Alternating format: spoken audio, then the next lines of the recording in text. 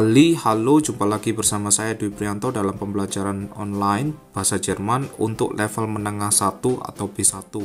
Nah, kita akan melanjutkan tema gramatik kita pada hari ini dan kita akan membahas tentang Nominalisierung. Apa sih Nominalisierung itu? Nominalisierung itu adalah suatu pengubahan kata kerja menjadi suatu kata benda. Ya, biasanya kata benda itu akhirnya berubah makna menjadi suatu proses. Oke, supaya nggak bingung-bingung, langsung kita ke contoh ya. Di sini saya punya dua contoh dari Nominalisierung ya. Schwimmen ist mein Hobby. Ya, berenang adalah hobi saya. Di sini schwimmen bukanlah kata kerja. Nah, di sini adalah kata benda. Ya, kalau berenang dalam artian saya berenang di kolam, nah itu kata kerja ya. Tapi kalau berenang adalah hobi saya, ini adalah suatu kata benda. Ya. Kemudian saya punya lesen ist mir langweilig. Membaca itu bikin saya bosan, ya. Langweilig itu membosankan ya, mir itu bagi saya, membaca itu bagi saya membosankan atau bikin saya bosan. Nah, membaca bikin saya bosan, membaca di sini bukanlah kata kerja tetapi kata benda. Ya.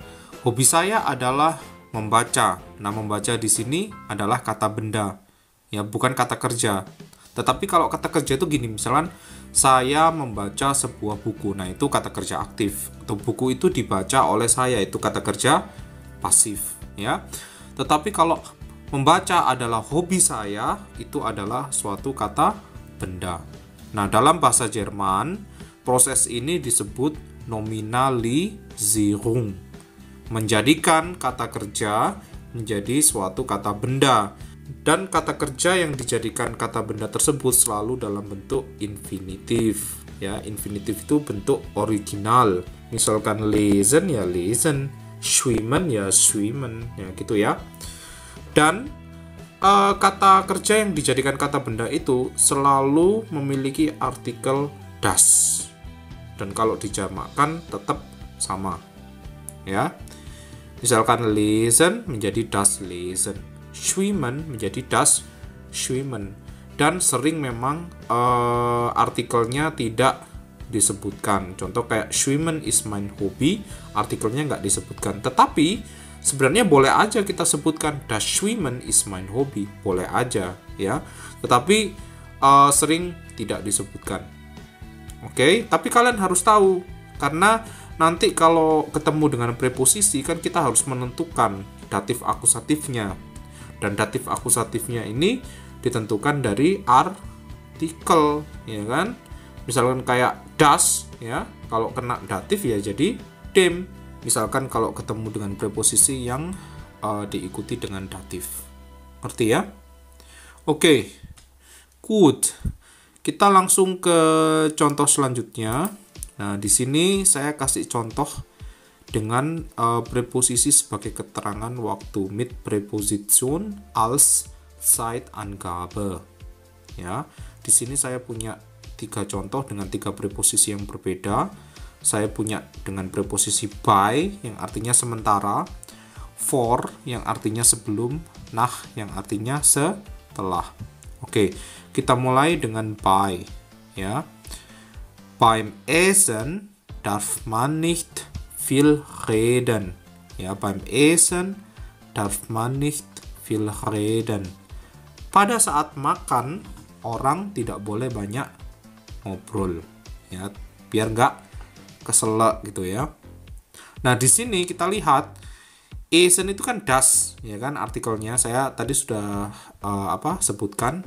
Kalau pada Nominalisierung artikelnya selalu das dan kata kerjanya tetap dalam bentuk infinitif, tetapi tidak lagi menjadi kata kerja, sekarang menjadi kata benda. Nah, by ketemu das menjadi by dem. Kenapa? Karena by diikuti dengan datif. Tapi kita bisa singkat beim Essen, ya, beim Schreiben, apalagi beim Trinken. Terserah kata kerja apapun yang kalian jadikan Nominalisierung. Oke? Gut. Beim Essen darf man nicht viel reden. Pada saat makan, orang tidak boleh banyak ngobrol. Vor dem Schlafen soll man die Zähne putzen. Sebelum tidur, ya, vor dem Schlafen, sebelum tidur, soll man die Zähne putzen. Orang harus menggosok atau membersihkan gigi-giginya. Di sini kita memakai preposisi for, sama for diikuti datif karena sebagai keterangan waktu, ya, yang berarti sebelum, ya, maka kita pakai vor dem Schlafen, ya, karena Schlafen artikelnya adalah das. Nach dem Lernen schläft man besser. Setelah belajar orang tidur lebih baik, ya. Kita pakai preposisi nach dan sama diikuti datif. Gut. Langsung kita ke contoh berikutnya. Di sini saya punya dua contoh dengan kata kerja yang diikuti dengan preposisi atau Verben plus Präposition. Ja, ich habe keine Lust auf das Abendessen. Ja, Lust haben diikuti dengan preposisi auf dan diikuti dengan akusatif, kasus akusatif. Ya, ich habe keine Lust, saya tidak memiliki nafsu auf das Abendessen, pada makan malam itu. Ya, Abendessen, nah essennya itu kan sebenarnya adalah kata kerja. Nah di sini diubah menjadi Nominalisierung, menjadi kegiatan makan-makan. Ya, das Abendessen, kegiatan makan malam. Gut, contoh kedua, die Kinder freuen sich auf das Kochen. Anak-anak, ya, freuen sich, ya, senang, atau di sini konteksnya seperti menantikan, auf das Kochen, acara masak. Makanya tadi di awal saya bilang kadang artinya kalau sudah kena Nominalisierung itu menjadi suatu proses, ya. Kalau kochen itu masak, ya, ich koche, saya memasak. Tetapi kalau das Kochen itu acara masak. Ngerti ya? Oke, contoh lagi kayak misalkan tadi apa? Lernen. Ich lerne, saya belajar, ya. Tapi kalau das Lernen apa artinya? Kegiatan belajar. Ngerti ya? Gut, mach mal weiter, kita lanjut. Nah, di sini saya punya contoh lagi dengan preposisi zum. Ya, zum itu sebenarnya singkatan dari zudem. Ya kan? Kenapa kok zudem? Ya karena kata kerja yang terkena Nominalisierung itu menjadi berartikel das. Maka das kalau ketemu zu kan diikuti datif. Zu ketemu das menjadi zudem. Tetapi zudem itu nggak pernah diucapkan, ya. Benar itu secara gramatik, tetapi lebih orang suka mengucapkannya zum, disingkat gitu ya. Contoh, wir haben keine Zeit zum Spielen. Ya, zum di sini bermakna untuk, ya. Kita tidak memiliki waktu zum Spielen, untuk bermain. Sebenarnya kalian juga bisa bilang wir haben keine Zeit zu spielen. Ya, tapi zu spielen-nya di sini ini spielen-nya huruf kecil, ya. Kalian masih ingat dulu kita belajar abad zu infinitif, ya. Tetapi alternatif lainnya kalian juga bisa bilang zum, ya, spielen. Ada nggak perbedaan maknanya? Sebenarnya ada, ya. Mungkin agak tipis ya kalau di kalimat ini. Kalau wir haben keine Zeit zu spielen itu artinya kita tidak memiliki waktu untuk bermain, ya. Tapi kalau wir haben keine Zeit zum Spielen artinya kita tidak memiliki waktu untuk kegiatan bermain. Ya, mungkin artinya agak sedikit beda tipis ya. Contoh kedua, in der Nähe gibt es einen Supermarkt zum Einkaufen. Di dekat-dekat sini, in der Nähe, di dekat-dekat sini, gibt es, ada sebuah supermarket untuk berbelanja, ya, untuk kegiatan berbelanja. Kita bisa juga pakai zu infinitif, tetapi bukan zu einkaufen, ya. Kalian masih ingat karena ini trennbar, maka kita bilang einzukaufen, ya. Tetapi maknanya beda sebenarnya dengan zum Einkaufen. Kalau zum Einkaufen itu untuk belanja-belanja ya, untuk kegiatan berbelanja. Kalau einzukaufen untuk belanja. Beda ya artinya ya. Oke. Berikutnya kita belajar bagaimana kalau misalkan kata kerja yang sudah dikenakan Nominalisierung itu memiliki objek. Nah, objeknya harus kita ubah menjadi genitif ya. Sekali lagi objeknya harus kita ubah menjadi genitif.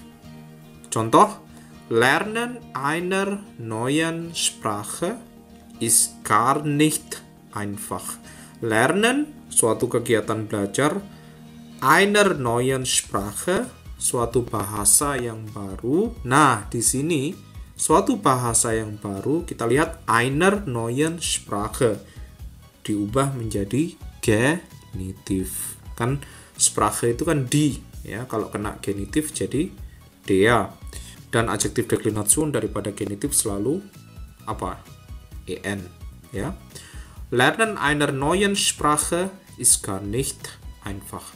Belajar sebuah bahasa baru itu tidak mudah, gar nicht tidak mudah sama sekali. Gar nicht itu sama sekali tidak. Gut. Um 7 beginnt er mit dem Aufräumen seines Zimmers. Ya, pada jam 7 dia memulai dengan ya kegiatan Aufräumen, mit dem Aufräumen, dengan kegiatan bersih-bersih atau kegiatan beres-beres seines Zimmers.